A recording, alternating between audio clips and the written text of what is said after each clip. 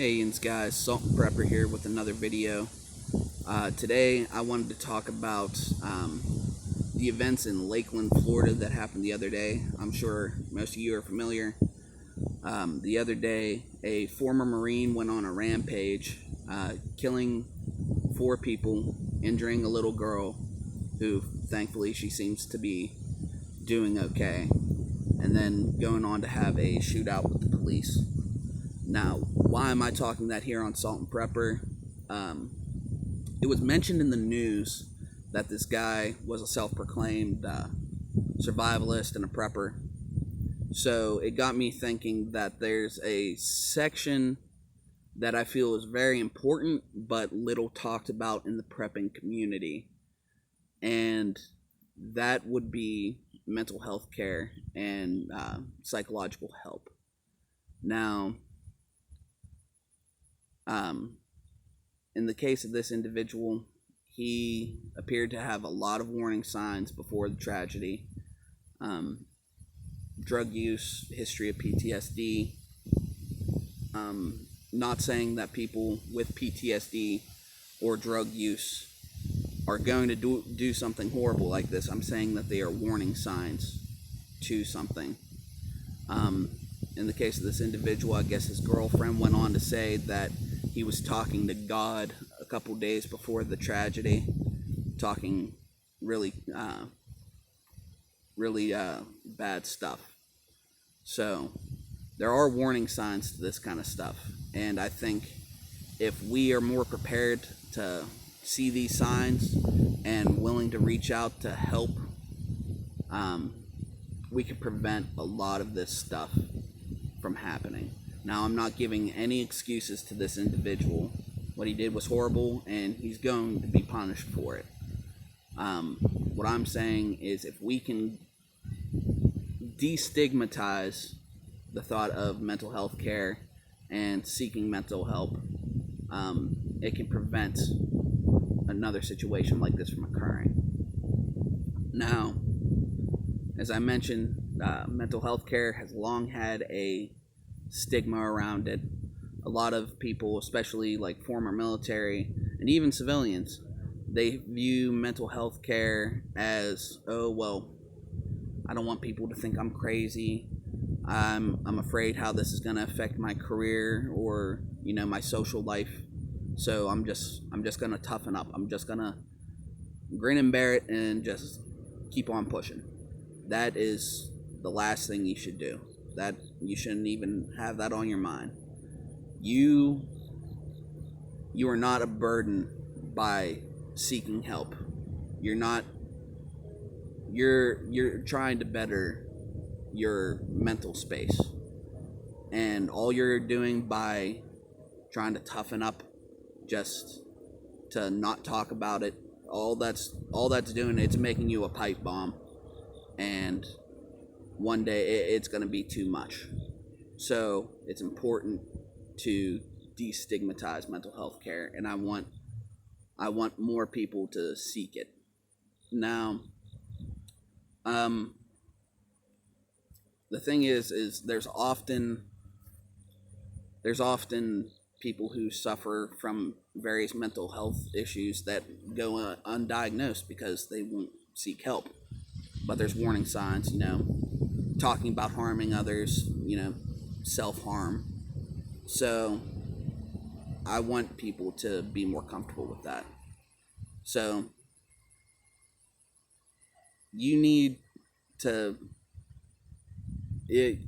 seek better information than what I can provide in this little short video.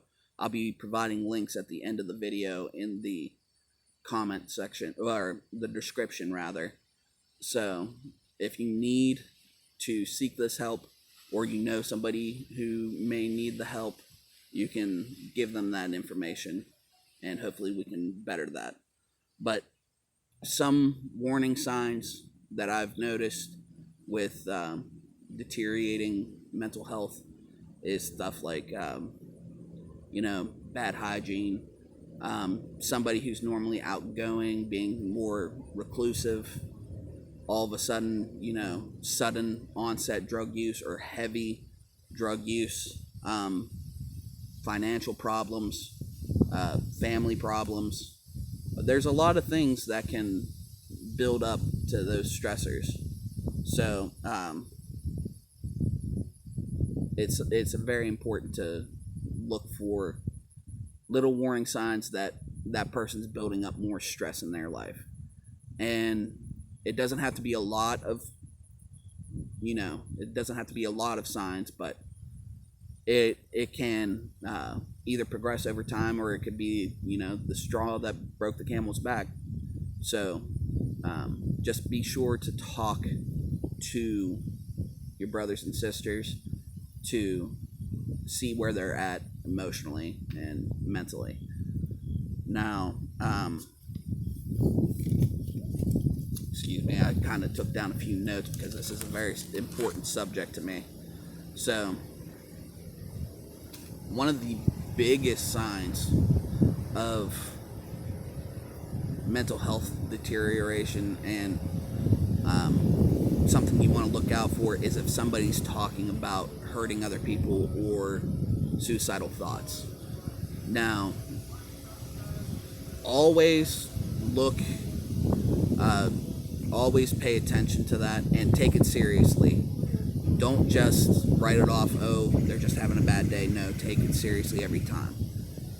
If they're talking about it, then it's on their mind and they want you to help. Without them really saying, hey, can you help me out with this? That's their call for help.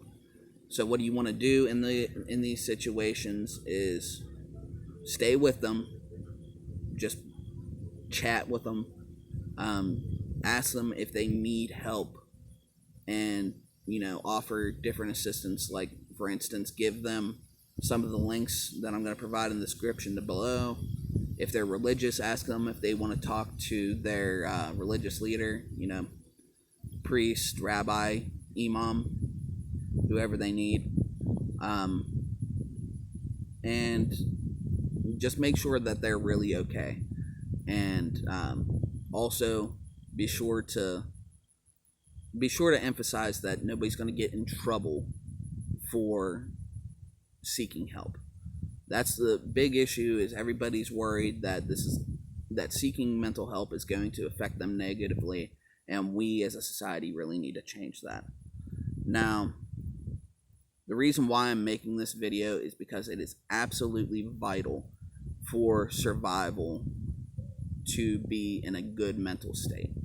Because if you can't properly deal with the stressors of day-to-day life, it's going to be that much harder whenever a tragedy strikes to deal with the mental stress. And I want to see everybody survive and thrive through any negative circumstance. So,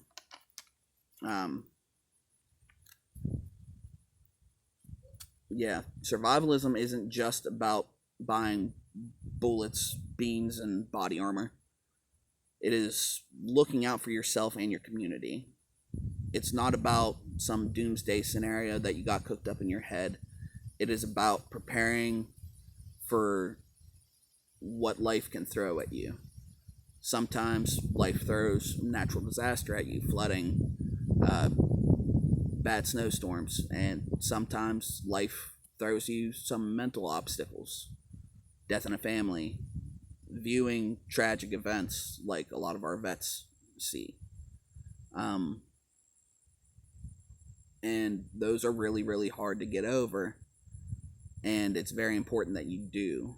So I encourage you, check out the links that I have in the description below. I might make a follow-up video for this, but as for right now, this has been Salt and Prepper. You guys have a great day now.